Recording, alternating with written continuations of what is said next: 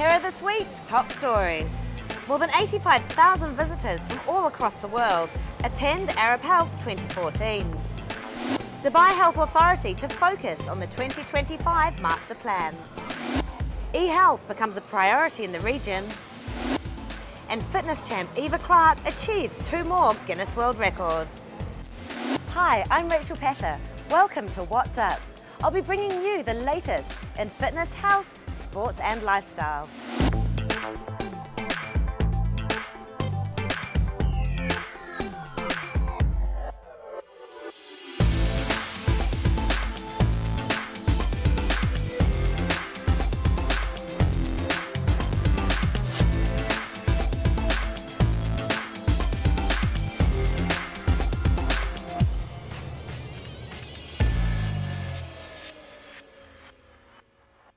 Arab Health, the Middle East's largest healthcare expo, welcomed more than 85,000 visitors from all across the globe.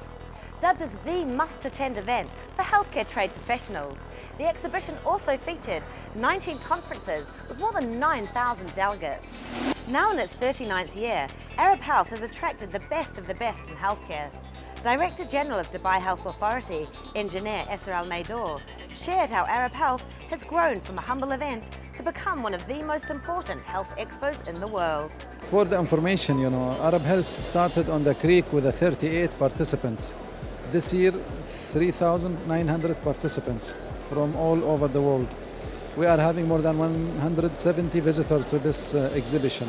So really, it's becoming like a platform for not only the exhibition, but also for the continuous education in the medical field. We are having about 19 conferences with more than 500 speakers from also different parts of the world, different specialties. And these are very important for the doctors because these are accredited hours. They have to maintain getting them to maintain their ability to practice. So that helps a lot in bringing a lot of people from all over the world. Beside what Dubai has as the airport, the exhibition halls, the transportation, the hotels, it enhanced the Dubai location to host such events. And with that, we have a lot of people coming with special interests in many fields, like building, construction of hospitals, the different specialties in education, and equipments and others. So this is not only, it's bringing everybody from all over the world into this exhibition. One of the highlights of Arab Health was a visit by His Highness Sheikh Mohammed bin Rashid Al Maktoum, Vice President and Prime Minister of the UAE and ruler of Dubai. Accompanied by Sheikh Hamdan bin Rashid Al Maktoum, Crown Prince of Dubai and President of the Dubai Health Authority, Sheikh Mohammed toured the various exhibits at the show. Her Royal Highness Princess Haya bint Al Hussein, Chairperson of the Dubai Healthcare City Authority, also attended the exhibition. During her keynote speech at the Leaders in Healthcare Conference, Princess Haya highlighted the importance of successful partnerships to achieve world-class sustainable healthcare systems. She also stressed on the need to create an environment with high moral standards, a fertile setting for research and development, and a platform for learning to entice the best brains in the business to settle in the region. Princess Haya also said that Dubai's young healthcare system must reduce its dependency on existing international models, and there is a need to adapt these models to suit our local needs. Other new features for the 39th edition of the show included the newly launched Training Village, where top specialists in the healthcare sector ran hands-on training sessions on the most sophisticated and up-to-date devices. Arab Health also saw the addition of the brand new, purpose-built Zabil 4 Hall, which accommodated more than 400 new exhibitors from 64 countries. The new country pavilions for 2014 included Iraq, Pakistan and Morocco. Another high point of Arab Health was the announcement of the winners of the Arab Health Awards. The ceremony was attended by more than 400 of the region's leading healthcare specialists and special VIP guests. Here's a rundown of the winners. Excellence in Radiology went to Hamad Medical Corporation. Saudi German Hospital Jeddah won Excellent in Surgery Services Award. King Faisal Specialist Hospital and Research Centre Jeddah branch got the Roche Excellence in Laboratory Award. Excellence in Patient-Centred Care Award went to Cancer Transformation Team, Hamad Medical Corporation. Dr. Ibrahim M. Fawzi Hassan of Hamad General Hospital was awarded Cleveland Clinic Young Clinician Award. Young Surgeon of the Year Award went to Dr. Khalid Abu Halika Mafraq Hospital. Engineer Sobi Bataji, President and CEO of Saudi German Hospital Group, was awarded with Outstanding Contribution of an Individual to the Middle East healthcare industry. Outstanding contribution to medical education in the Middle East was given to Dr. Saeed Aswad of Tamam Hospital. And finally, Dr. Samir S. Amr won Outstanding Achievement in the Medical Laboratory field. For 2014, the Dubai Health Authority will focus on achieving the 2025 Master Plan approved last year. The details of the Dubai Health Strategy 2013 to 2025 were announced last year by the DHA. The strategy is in line with the vision of His Highness Sheikh Mohammed bin Rashid Al Maktoum to make Dubai a hub for medical tourism. It also aims to provide the population of Dubai and its visitors with access to internationally recognised levels of healthcare. The plan includes construction of 3 new hospitals and 40 primary healthcare centres across key areas. According to Director General Esser Al Maidor, 2014 will be a year for them to push the major projects and execute the master plan. Well, actually, the DHA will be focusing on implementing the DHA master plan for 2025, which goes beyond 2020. It's very important to go with a plan so we know where are we now and where are we going. In other way, also we are expanding on the trauma center in Rashid Hospital. We are finalizing the Rashid complex, health complex. It is more than a hospital, which we hope that we finalize the design by end of 2014.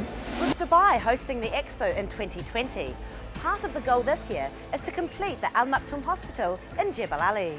Also, we will be finishing the Al Maktoum Hospital, which will cater for the 2020 visitors in, near Al Maktoum Airport in Jebel Ali area. Hopefully by end of also 2014, so execution will start by beginning first quarter of 2015, and many other projects, but these are the major ones. Still in Dubai, the first health accounts report was published during a press conference at Arab Health. It was announced that 10 billion dirhams was spent on healthcare in 2012. Dr. Haida Said Al Yusuf, Director of the Health Funding Department, talked about some of the report's highlights. The key finding is that basically around 10 billion dirhams were spent on health in the Emirate of Dubai. 45% of that comes from employers, 22% comes from out-of-pocket, and 33% comes in from government sources. Now, with the implementation of mandatory health insurance, we see the employer part obviously expand. Also, we see that a very large portion of this, almost 48%, was spent in hospitals, while only around 20% was spent on clinics. So as we move forward, we would like to see, obviously, hospital spending grow, but clinic spending will grow even much more as a result of implementing of insurance and utilizing care properly from primary care sources. The decision to implement the health account system of Dubai was based on 3 pillars. First, it measures the financial dimensions of the healthcare system in the public and private sectors. This can show the efficiency of the allocation of the health funds.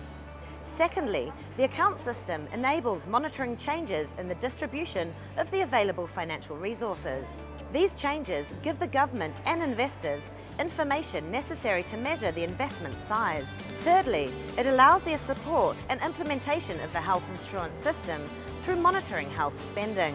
With the introduction of the mandatory health insurance law, Dr. Haida shared how this information becomes highly relevant. This report is very important for us here today because it will serve as a baseline for implementing mandatory health insurance. So before we proceed with implementing mandatory health insurance, we need to look at spending currently on health sector. Where is that money coming from? Where is that money going? And then how do you want to basically divert that money to the best interest of the health sector as we move forward in the implementation of the mandate? In other news, new research has shown that yoga may be particularly beneficial at helping breast cancer survivors. The study showed that survivors who took a yoga class for 3 hours a week for 3 months experienced 40% less fatigue than survivors that did not take the class. Additionally, the woman's level of inflammation will reduce 10 to 15%. Earlier studies have found that fatigue interferes with daily activities for about 1/3 of cancer survivors. So a 40% reduction in fatigue levels is great news. Researchers recruited about 200 women for the study, all of whom had completed cancer treatment within 3 years. They ranged in age from 20s to 70s. The class included a series of very gentle stretching and strength-building exercises, as well as breathing techniques. Other studies of yoga for cancer patients and survivors found that yoga helped to reduce depression, anxiety, and distress. Antioxidant vitamins are widely assumed to be cancer fighters. Now, a new study by Swedish scientists promotes caution in using antioxidants in pill form. The researchers gave antioxidants to mice that had early-stage lung cancer and watched the tumours multiply and become aggressive enough that the animals died twice as fast as untreated mice. The scientists discovered that the extra vitamins apparently blocked one of the body's key cancer-fighting mechanisms. Antioxidants are compounds that help protect cells from certain types of damage, and antioxidant-rich fruits and vegetables certainly are healthy. Studies in people have shown mixed results, but haven't proven that vitamin supplements prevent cancer, and a few have suggested the possibility of harm. The research doesn't examine whether antioxidants might help prevent tumours from forming in the first place, only what happens if cancer has already begun. Coming up after the break, we'll see fitness champ Eva Clarke break world records.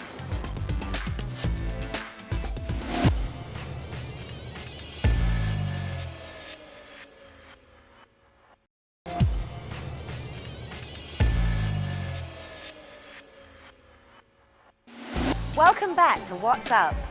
Now, technology has become the biggest trend in healthcare. Dubai, Abu Dhabi and Saudi Arabia are just some of the key centres adopting e-health to improve efficiency. Saudi has positioned e-health as a primary agent in transforming healthcare delivery to a consistent world-class standard. Saudi's Ministry of Health created the initiative with a vision to improve the availability and quality of care in the kingdom. Working with national and international advisors, Saudi's national e-health strategy pushes for safe and quality patient-centric care. Saudi Arabia is reported to be the fastest growing healthcare IT market in the world, with 11% annual growth. Saudi spending is linked to modernisation and expansion of hospitals and clinics, as the country aims to expand capacity by at least 30,000 beds nationwide. Over in the UAE, Abu Dhabi announced the launch of the Malaffi My Scan program at the Arab Health Exhibition. Pioneered by the Abu Dhabi Health Services Company, or SEHA, Malaffi, which means My File in English, is a hospital information system. This allows healthcare providers to access all patient information contained in electronic medical records. This instantaneous access is intended to speed up diagnosis and delivery of treatment, as well as improve patient care by reducing medical errors, redundant diagnostic tests, and prescription drugs. Malaffi My Scan is a new security system enhancement for patient identification. It only requires the patient to scan his palm in a scanner. This will automatically feed the system with his details without the need to ask any questions that may lead to mistakes or confusion. This fast and precise system is designed to provide healthcare professionals complete and accurate medical records, even if the patient is unconscious. This will also ensure and protect the patient's identity and privacy. Currently, Malaffi My Scan is available at Tawam Hospital in Abu Dhabi. Dubai has also focused on utilising technology to create easier access to services. The Dubai Health Authority has a free downloadable application for smartphones that encourages easier access to numerous healthcare services. Through this app, users have access to health information at any time and any place. It is compatible with all platforms, including iOS, Windows 8, Google Android, and BlackBerry. The app boasts a plethora of features. Some features include patients' access to health profiles, appointments, prescriptions, and lab results. There's also a child vaccination feature that will allow parents to register their children to view a complete vaccination plan, which can be synchronized with the calendar of their phone. Additionally, the app can be used to research medical facilities and healthcare professionals in Dubai. If you want to follow the latest news and information, the app also has a shortcut to the official Dubai Health Authority Facebook page and Twitter feeds. The launch of the app was followed by the deployment of around 3,000 Android tablets across hospitals and primary healthcare centres in Dubai. Israel Maydor shared that this initiative is part of the Smart Government Plan. Well, actually this initiative came in line with the direction of His Highness Sheikh Mohammed bin Rashid towards the smart government. And we found that the best application of the smart government is to be very flexible, very dynamic, and I think this is, for the time being, the latest what has been achieved by mankind. You know, the application of the laptops and the iPads, and through this actually we will provide all of our services through them. But actually the basic idea was how to give a best service to the patient inside the hospitals. The tablet serves several purposes. They are recreational and can be an excellent tool for health promotion, providing patients with information on their health and well-being. They can also be used as tools to generate patient feedback in a quick and efficient manner. In fitness news, here's Alice to let us in on why it's super important to have an exercise plan. Most people just go and exercise randomly in the gym without really knowing what they're doing. But in the end, although it may help you sweat, it may not help you really reach your goals. It is important for you to really know what you want to achieve and how to go from there. Here are some tips on what you can do to achieve that. First of all, you have to make changes in your life. You may have to give some things up, but try and think about this as a positive to help you get healthier, fitter, and to reach any goal that you have. It could be you might have to train on the weekends. You might need someone to look after the children for an hour. You might have to set your alarm that extra hour and a half earlier so you get your training in before work. Either way, it has to be also done in a lifestyle, something that is achievable and something that you can keep up so there's no escape for failure. Second is what to do in the gym. You may need to speak to someone who is specialised in training, like a personal trainer. Find a friend who has a similar goal. Plan, say if you're going 3 times a week to the gym, one day is your RPM class. What time is that on? How are you going to get there? Are you going to finish work earlier? Make sure you bring your workout gear to work so you don't have to go home and then you see your children or you sit down and then it's really hard to get motivated. The second day, think about lower body exercises. Again, you can consult a personal trainer, or there's loads of research. You can look in magazines and things like that. Just please make sure that your technique is correct just to stop injury. And again, when I was going back to make sure it's achievable, don't think you want to lose 2 stone and give yourself 6 weeks and train 7 days a week. You will fail and you'll just get depressed. So take it slow. Start off 3 days a week. If you think you can do more, fantastic. What I really find helpful is a diary. I write down what I'm doing, when I'm doing it. Plan it, this is your lifestyle. And then when you start to get bored, just review it. It's a great idea after about 6 weeks. I'm Alice and this is What's Up. Thanks, Alice. And now let's go to a fitness superstar. World record holder Eva Clarke has once again pushed the limits. This time, Eva attempted to set 2 new world records. The first record attempt is for the most number of knuckle push-ups in 1 hour, while the second one was the most number of knuckle push-ups in 24 hours. Back in 2013, Eva went for her first try at a world record. Not only did she break that world record, she also set 2 new records in her attempt. The first one was for the most number of consecutive back-of-hand push-ups, where she managed 250 reps. And then she was able to break the previous record of 112 reps for most number of back-of-hand push-ups in 15 minutes, with her impressive 383 push-ups. The new record attempts were staged at the Al Wada Mall in Abu Dhabi. The event started at 1 p.m. on the 31st of January and ended 24 hours later. I was able to speak to Eva to congratulate her on her success. So Eva Clarke completely smashed the world record of 7,024 hours. She did that in just 13 hours after 2 o'clock this morning. So Eva, you are a machine. How are you feeling now? I'm pretty shattered at the moment, Rach, but I must go on and go home and feed the 3 troops plus the husband. So I reckon I could have went for 48 hours. That will be your thing next year. Yeah, always a goal to achieve more. But I'm just wrapped with the teamwork and the spirit and everyone's help and our Wada's help for this event. So it was fantastic.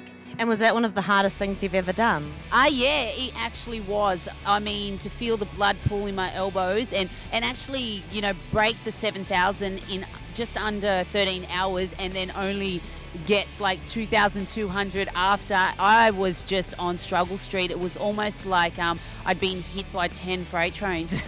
And what was the hardest point throughout the 24 hours? It was between 2 and 6. I tried to lie down and I thought I'll go for a quick 20-minute nap, and then I felt the lactic acid just hit my body and I got up and I felt nauseous and I was like, I'm going to be sick. So I got on a spin bike, and as soon as I tuned my legs out a bit more, I felt better, and then I was going hard. But we had such a blast. The camaraderie was just amazing, and I think the bond that we had over that 24-hour period, it's just I don't think anyone can appreciate that unless they've put themselves in our situation, and it was fantastic. Yeah, you certainly had a good team. And what is one thing that you would like to say to viewers? There is no I in team.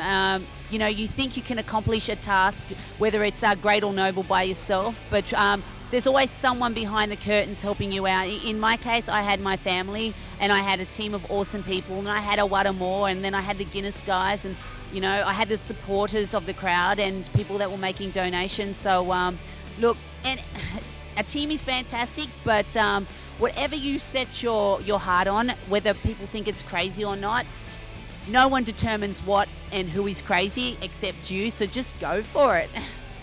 Eva Clarke, you are amazing. US pop star Kesha was set to perform in Dubai at the Red Fest Festival next week. However, organisers have announced that she will be replaced by Jessie J because of existing health issues. Kesha stated in a press release that she needed to cancel in order to follow her doctor's advice to get her health back on track. The singer added that she is looking forward to coming back stronger than ever on the next tour. Kesha entered rehab on January 3rd for 30 days as a result of an eating disorder. Organisers of the concert recognise that some ticket holders may not want to attend the concert because of Kesha being replaced, so refunds were made available on the organisers' websites.